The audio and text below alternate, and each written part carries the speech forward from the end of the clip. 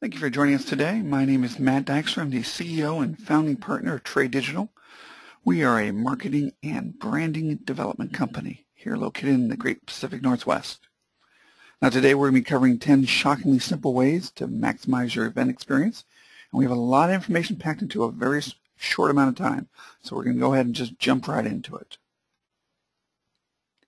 Now whenever you're looking at adding something into your event experience, you always want to ask why. How's it going to help me?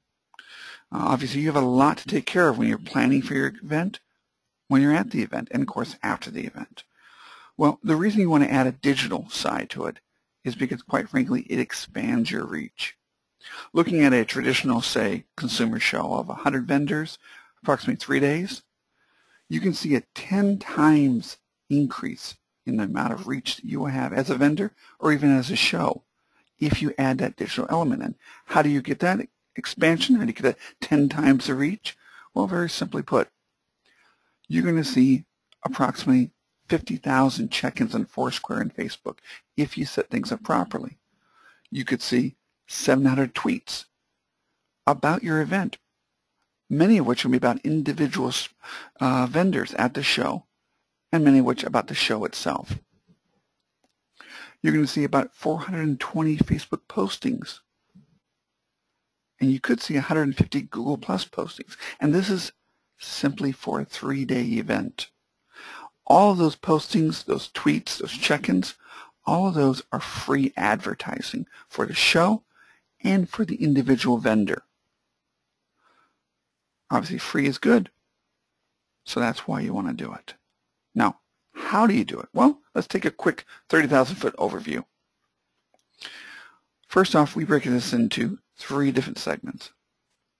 First segment, stage 1 as we call it, pre-show. During that stage, you want to go ahead and you want to do your research. You want to connect with previous vendors, speakers, and future participants. You want to get to know them. You want to network with them. You want to find ways of working with them. Second, during the show, you want to invite everyone you have contact with to join you.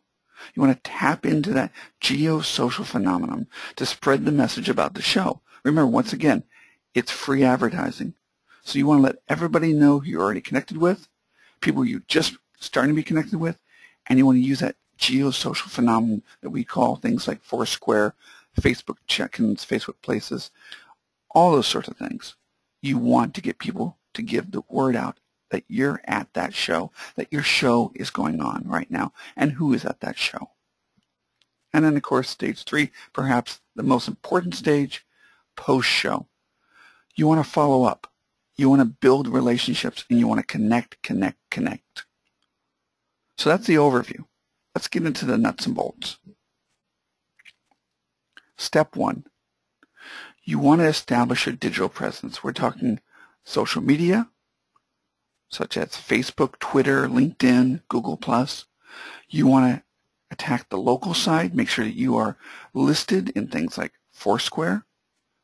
If you're a restaurant or something like that, make sure you've got reviews available in Yelp, etc. You want to make sure that your web page can be found easily in search engines. If it can't, upgrade that SEO. Upgrade that search engine optimization. And if you have questions about that, we have other presentations that do cover that in our boot camp. But you want to make sure you can be found.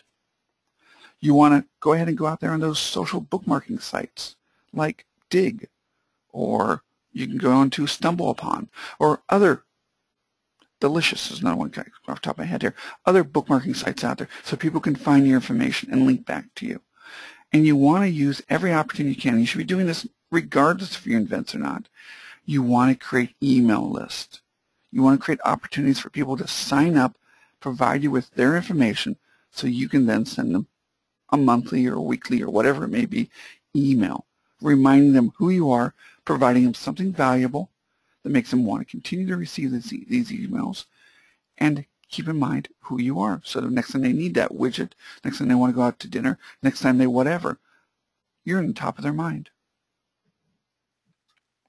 Step 2, after you've established a digital presence, you want to research the show itself and connect up with their social media campaigns. How do you do that? Well, first step, go online. Look for the website. Here we have the Northwest Flower and Garden Show. Find the show.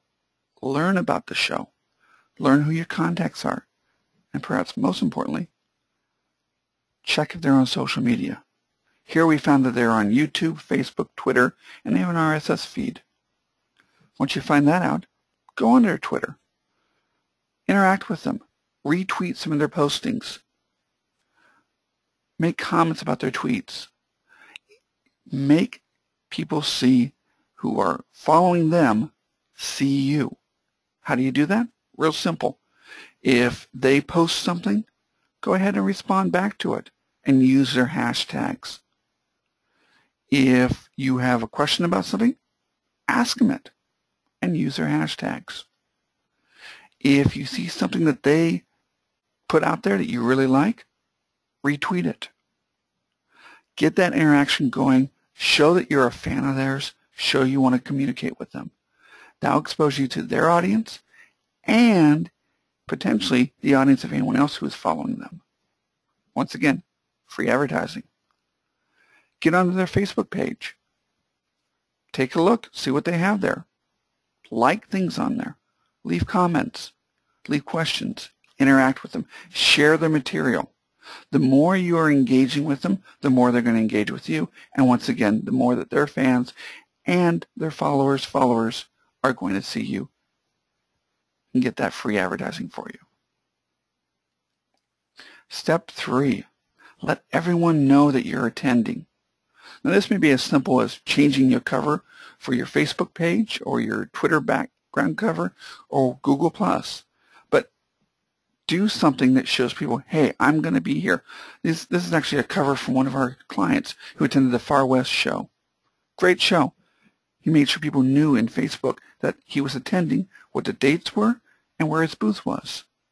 Now, he, of course, also posted beyond that. He tweeted about it. He did many other things. But he did take the time, take the extra step, and put something up on his cover so people knew where it was, what was going on. Step 4, network with the participants.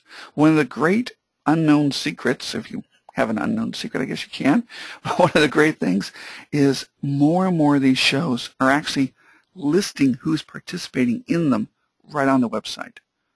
It used to be you had to pay tons of money to get that kind of information. Well, some shows you still have to pay for that list, especially previous people, but more and more shows are starting to advertise who's coming. Why? Because they know it's good for them. Because they know it's good for their vendors who are attending to get that extra exposure. So go on their site before you pay any money.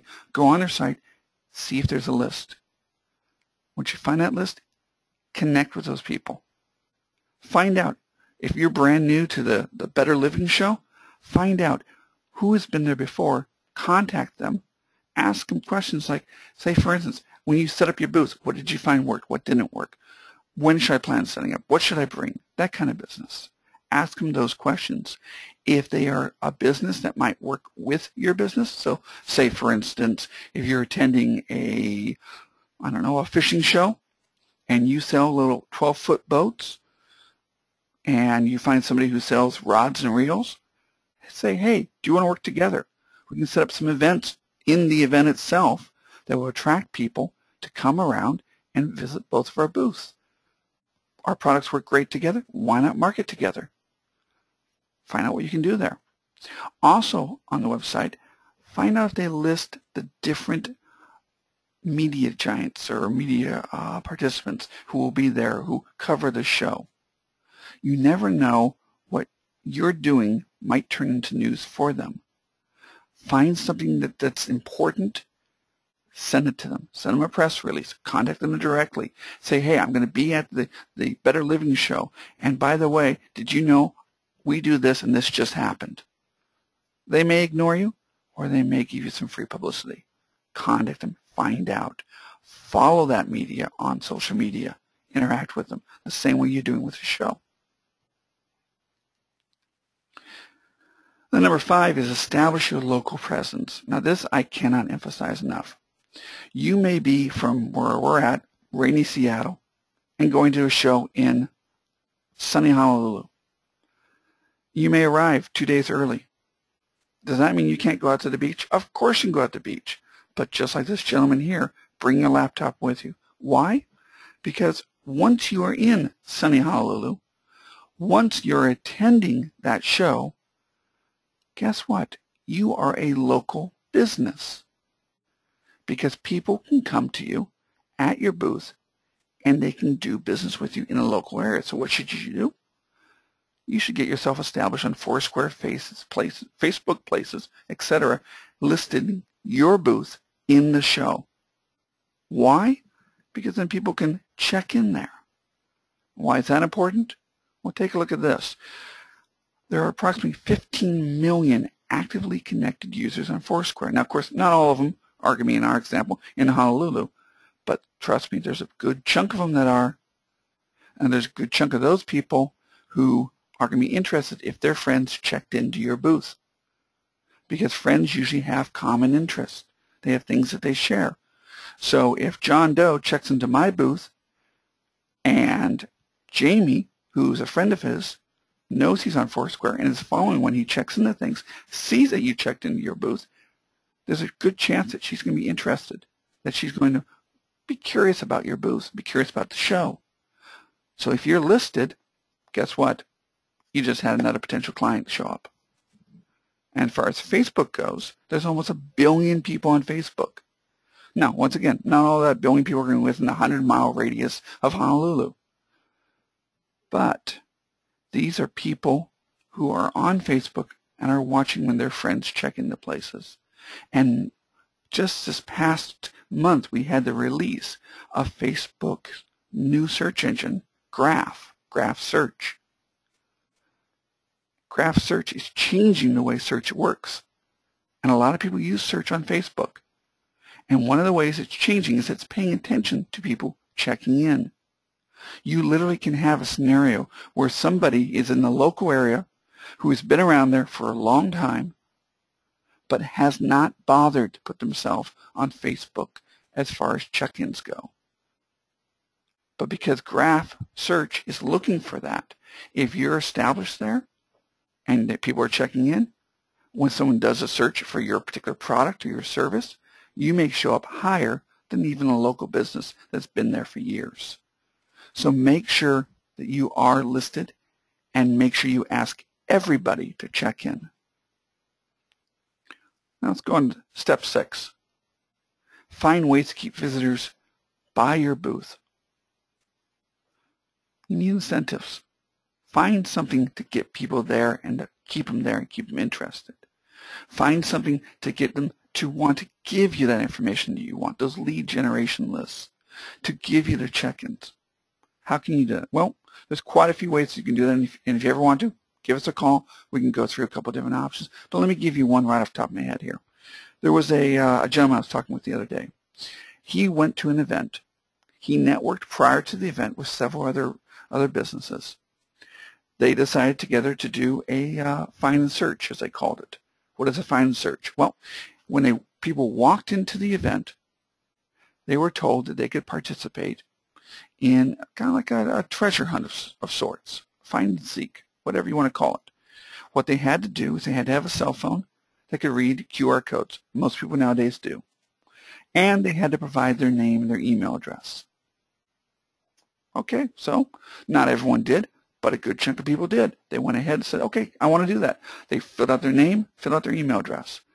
Then they were given their first QR code. They clicked on the QR code. It gave them a hint. And they followed these QR codes, various QR codes posted throughout the event, each one of them giving them hints, giving them clues, taking them to various booths that were participating in it. And as they moved along, they gained more and more information. Now, every one of these vendors that was signed up into this little group that was doing this got a chance to talk to these individuals to try to make a sale. They also got access to that information that was given at the very beginning, their names and their email addresses. As people went through there, they gained more and more information. They went from product to related product to related product till finally got to the end product. At the end product, they went ahead and once again got a sales pitch, talked to the vendors, and then they got to submit a guess for the grand prize. Now, it wasn't a big grand prize. I forget what it was. It was something actually fairly small, but it was enough to get people to want to go through the entire length of the voyage. And at the end, they went ahead and submitted via text. Very smart vendor here at the end. Via text, they submitted, I'm sorry, not text, Twitter, how many jelly beans they thought there were in this great big jelly bean jar. At the end of the show, the person who came closest got the free prize. Like I said, I forgot what it was. I don't know if it was jelly beans or what it was, but they got the free prize. Now, what did that cost the vendors? It cost a little bit of time for networking. It cost them a little bit of paper for printing out and posting these QR codes. It cost them their time to talk to people who might not otherwise have stopped by their booth. And it cost them whatever the final prize was. What else did it cost? After the show, those people who did not make a sale, or I should say those people who visited but did not buy something, well, the vendors then followed up with them, invited them to join them on their Facebook pages, and let them know about things that are coming up, kept talking to them, not pestering them, but talking regularly, providing them newsletters and stuff, keeping themselves fresh in the mind of those people who drop by. Free advertising.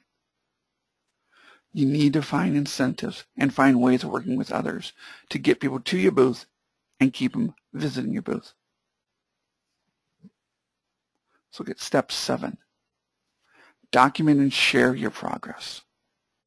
So when you're at a show, does that mean you stop tweeting? Does that mean that you stop posting anything? No. You want to make sure that you are continuing to post. We have I mentioned about a gentleman who went to Far West Trade Show. He did a fantastic job. Before the show, he posted and tweeted about getting ready for it. During the show, he continued posted tweeting about what was going on there. And then after the show, he spent a couple more days talking about what had happened.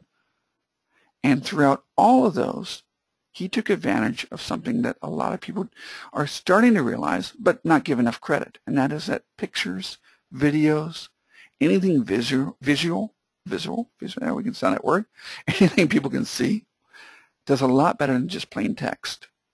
So he was taking pictures of him setting up his booth. He was taking pictures of people dropping by his booth, taking pictures of people who won his little contest. He was doing interviews with people who were presenting at the show, and then he was posting those before, during, and after. He was using the power of pictures and video to enhance his ability to get people to want to click on his tweets, to look at his Facebook posts, to share them, to retweet, to engage with them. He's using those to do that. So don't stop while you're at the show. Continue on. Now, side note here, do understand you're at an event, it can be difficult to keep up with things. So there are tricks you can do to be able to pre-program some of this. Be careful how you do it. We can cover those in another session, but there are ways you can do it to make sure that you don't accidentally set yourself up so that people realize that you're just pre-posting, as well as while you're doing it, what you can do is forward some of that information to somebody who is not necessarily at the show, but can post some of that for you. So you have some live posting going on too. So there are ways to do that, but the key is here, find ways so you can continue to post and use pictures and videos. Let's go on to step 8. Network, network, network. I can't say it enough. Network, network, network, network. If in real estate, the key to success is location, in dealing with digital and social media, networking at an event is very important. So what do you need to do? Well, remember we said you need to contact the shows and take a look at their pages, see who's attending and stuff, find out how to key into their social media campaigns. One of the first questions you need to make sure you ask them if you talk to them or you look for things is find out if they have a dedicated hashtag.